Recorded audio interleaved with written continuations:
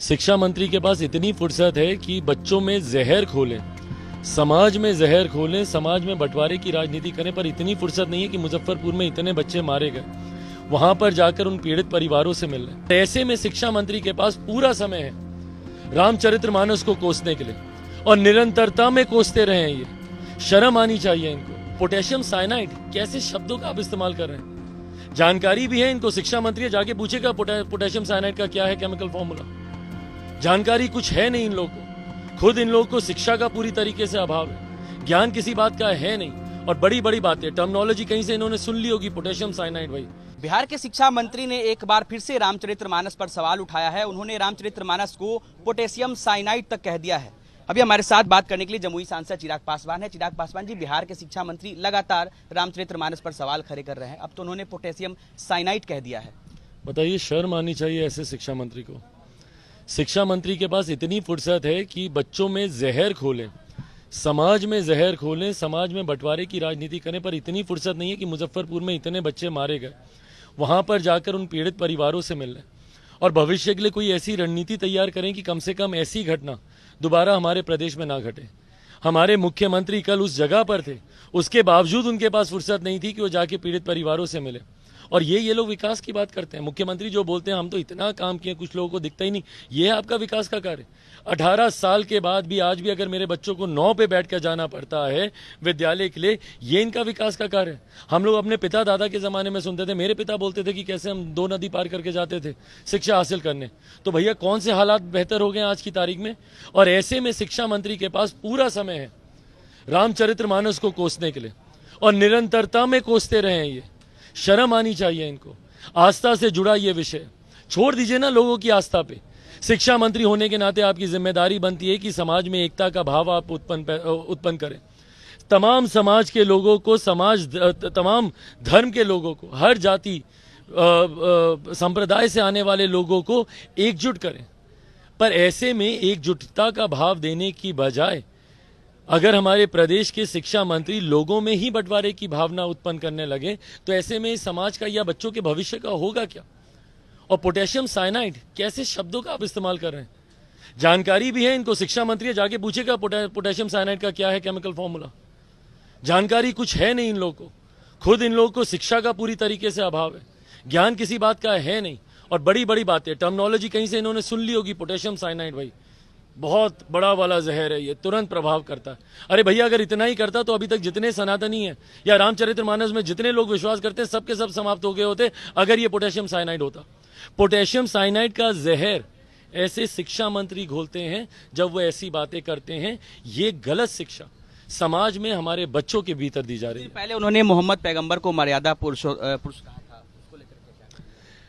भाई, आप किसी को भी आप मर्यादा पुरुषोत्तम कहिए, जिसकी तारीफ करनी है कीजिए, पर इस तरीके से धर्म विशेष को टारगेट करना, हम तो बोलते हैं भैया, हम लोग तो उस समाज से आते हैं जहां पे सर्वधर्म सद्भावना की हम लोग बात करते हैं। सारे धर्मों का एक समान सम्मान होना चाहिए, और कोई व्यक्ति नहीं होता भैया किसी भी धर्म के बारे में बुरा कहने वाला। ये व्यक्तिगत आस्था का विषय। आज मुझे किस पे आस्था रखनी है नहीं रखनी है, ये मेरा व्यक्तिगत विषय है भाई। It's an individual concern. आपको इससे कुछ लेना देना नहीं है। आप कौन होते हैं किसी धर्म को अच्छा या किसी धर्म को बुरा बताने वाले? और जब शिक्षा मंत्री जैसे पद पर बैठे हुए लोग ये करते हैं, तो समाज में बंटवारे की एक असंतोष उत्पन्न करते हैं, और ऐसे शिक्षा मंत्री को तत्काल प्रभाव से बर्खास्त, इस्तीफा भी नहीं लेना चाहिए इन लोगों का, इनको बर्खास्त करना चाहिए। और जो लोग इनको बर्खास्त नहीं करते हैं वो मौन समर्थन दे रहे हैं। क्लियर करें अपना स्टैंड, जनता दल यूनाइटेड, राष्ट्रीय जनता दल, और हर बात पे अपना स्टैंड क्लियर करें ना भैया। सनातन को रह रहकर आप गाली दे रहे हैं, कभी रामचरितमानस को आप बोलते हैं तो कभी कोई बोलता है कि भैया डेंगू मलेरिया जैसा है सनातन धर्म। तो स्टैंड क्लियर करें, राष्ट्रीय जनता दल बताए कि क्या सोच है उनकी। जनता दल यूनाइटेड बताए मेरे मुख्यमंत्री, क्या वो भी यही मानते हैं? और अगर आप नहीं कुछ बोल रहे हैं तो इसका मतलब आप मानते हैं इस बात को। मेरे मुख्यमंत्री के पास इतनी फुर्सत नहीं है कि भैया बैठकर बिहार में इतनी हत्याएं हो रही हैं, अपराध हो रहा है, उसकी चिंता कर लें, पर मेरे मुख्यमंत्री के पास इतनी फुर्सत है कि अपने नेताओं से सनातन धर्म को। अपराध से जुड़ा एक आखिरी सवाल, समस्तीपुर में भी महिला कांस्टेबल के साथ घटना घटी, ये लोग भी मिलने आपसे आए हैं, और अब बीते दिन जो घटना हुई कि पटना से बगल में सटा हुआ इलाका फतुहा में तरह फायरिंग हुई, वहाँ भी लोग भाई, आए दिन बिहार में हत्याओं की श्रृंखला बनती जा रही है। खुद पटना के एसएसपी बोलते हैं भैया कि 1 महीने के भीतर 30 हत्याएं हुई हैं यहाँ पे, मतलब औसतन दिन की 1 हत्या। और ये तो सिर्फ पटना की बात है, पूरे प्रदेश में इसका आंकड़ा। और ये तो वो जानकारियां हैं जो सुर्खियां बनती हैं। कितने मामले तो वैसे ही रफा दफा कर दिए जाते हैं प्रशासनिक स्तर पर। अभी परसों हम लोग गए हुए थे कैमूर, वहां पे हत्या। उसके बाद हम लोग गए थे रोहतास, वहां पे हत्या। उसके बाद कल हम लोग गए थे मोतिहारी, वहां पे हत्या। अभी हम लोग जा रहे हैं रोसड़ा समस्तीपुर, वहां पर एक डिप्टी मेयर की वहां पे हत्या कर दी गई। समस्तीपुर का ही एक और मामला कि एक महिला कांस्टेबल को इतना ज्यादा प्रताड़ित किया जाता है कि वो आत्महत्या कर लेती है। और किसके द्वारा प्रताड़ित किया जाता है? उन्हीं के अधिकारियों के द्वारा। उन्होंने जो सुसाइड नोट लिखा है उसमें तमाम इन बातों का जिक्र किया। और ये घटना और ज्यादा गंभीर इसलिए बन जाती है कि स्थानीय एसपी को वो महिला कांस्टेबल जानकारी देती रह गई। उन्होंने एक्शन तक लेना जरूरी नहीं समझा। हम लोग खुद कब से एसपी साहब को फोन कर रहे हैं, फोन तक वो लोग उठाना जरूरी नहीं समझते।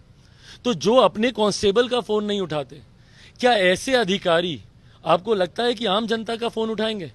और अगर ये लोग फोन उठाते होते तो कम से कम हत्याओं पर कहीं ना कहीं कुछ अंकुश लगता।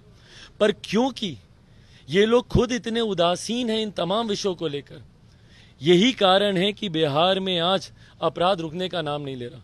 एक तस्वीर मेरे मुख्यमंत्री जो प्रदेश के गृह मंत्री किसी पीड़ित परिवार के साथ दिखा दीजिए। क्योंकि वो किसी पीड़ित परिवार से मिलते नहीं है, अपराधियों का मनोबल बढ़ता है, अपराधियों को संरक्षण मिलता है। और मैं पुनः दोहराता हूं, मौन रहना भी कहीं ना कहीं समर्थन है। और हमारे प्रदेश की इससे बड़ी विडंबना नहीं हो सकती कि इस प्रदेश के मुख्यमंत्री अपना मौन समर्थन और इनके प्रशासन के लोग संरक्षण देते हैं अपराधियों को। चलिए, तो अभी हमारे साथ चिराग पासवान थे। शिक्षा मंत्री के विवादित बयान से लेकर बिहार में बढ़ते अपराध पर चिराग पासवान गरज रहे थे। अनिकेत कुमार, बिहार तक, पटना।